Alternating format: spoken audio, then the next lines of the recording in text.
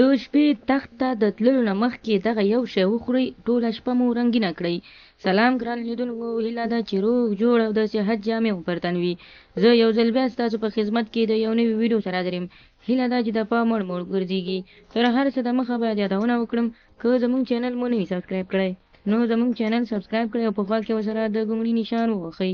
مننه. د شپې تخت ته د تللو نه مخکې دغه یو شی وخورئ. لکه څنګه چې ټولو ملګرو داسې پوښتنې کړي چې زه هېڅکله هم سیکس نشم کولی. زه څومره په خوارۍ او سختۍ باندې تاسو ته نسخې برابروم، او هغه هم داسې نسخې چې تاسو ته ډېرې اسانه او پرېمانه دي. هره ورځ روزانه زه تاسو ته حتما یو ځل یا 2 ځلې تاسو ته زه داسې نسخه برابروم چې هغه ډېره فایده ولري. خو اکثره خبره بیا داسې ملګري پوښتنه کوي چې دا هېڅ فایده نه لري. ځکه فایده نه لري دا ځکه په دې طریقه چې تاسو هېڅکله دغه سرته نه وي رسولی، یعنې یوه ورځ یا 2 ورځې دغه کار تاسو کړی وي. د یوې ورځې 2 ورځو دانیا یا هم د یوې ورځې 2 ورځو کار کول هېڅکله هم ګټه بدن ته نه رسوي. که چېرته تاسو یو کار کوئ او هغه دوامداره وکړئ، نو تاسو پکې عادت کېږئ او ستاسو بدن ورته سم برابرېږي. نو تاسو هېڅکله هم داسې کار مه کوئ چې تاسو ووایئ چې زه بس په دې یو ځل باندې زه باید قوي شم. لکه څنګه چې تاسو ته زه ما نوې ویډیو کې په دې کې تاسو ته یو زبردست نسخه او اسانه نسخه، ځکه چې زموږ هره نسخه تاسو ته ډېره اسانه او مفیده وي، خو اکثره ملګري ترېنه ګټه اخلي او اکثره ترېنه اخلي. ځینې ملګري په 100 کې 90% دوی ترېنه ګټه اخیستې او 90% یې مثبت جواب راکړی چې آفرین شه او په تا شه چې زموږ داسې علاج دې وکړو.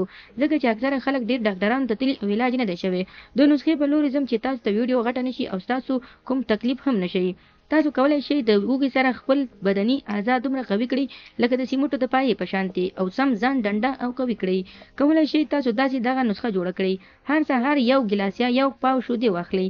لومړی پاخه کړئ. که څه هم د اوږې سره شیده خوړل داسې یو بدبویه یا بدمزه وي، نو کولی شئ د دې ترڅنګ تاسو عسل یا ګبین هم ورسره ګډ کړئ. لومړی تاسو اوږه میده میده کړئ او شیدو ته یې واچوئ او ورسره ویې کله مو چې اوږه وخوټوله، نو دې سره تاسو شات یا ګبین هم ور واچوئ.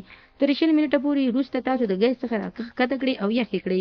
په نهار یې هر سهار د لمونځ څخه وروسته وڅښئ، او له هغه وروسته تاسو 20 قدمه حتما وګرځېږئ چې بدن ته مو هضم شي. دغه طریقه کولی شئ تر 3 هفتو پورې وکړئ. مثبت جواب به انشاءالله ما ته په کمنټ کې راکوئ چې داسې بهترینه نسخه او داسې بهترینه طریقه چې تاسو هېڅکله هم نه وي کړي. ځکه زموږ هره طریقه او هره نسخه تاسو ته ډېره ارزانه او پرېمانه پرېوځي، او هره ورځ زه تاسو ته په تکلیف او په دومره مشکل کې تاسو ته زه نسخې او مشکلاتو حل برابروم، خو تاسو هېڅکله هم تاسو لایک یا کمنټ ونه کړو.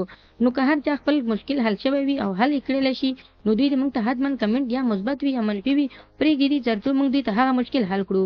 نو خدای دې وکړي ملګرو چې زموږ د ویډیو څخه غلط مطلب وانخلئ. زموږ ویډیو لایک کړئ، شیر کړئ او زموږ چینل هم سبسکرایب کړئ.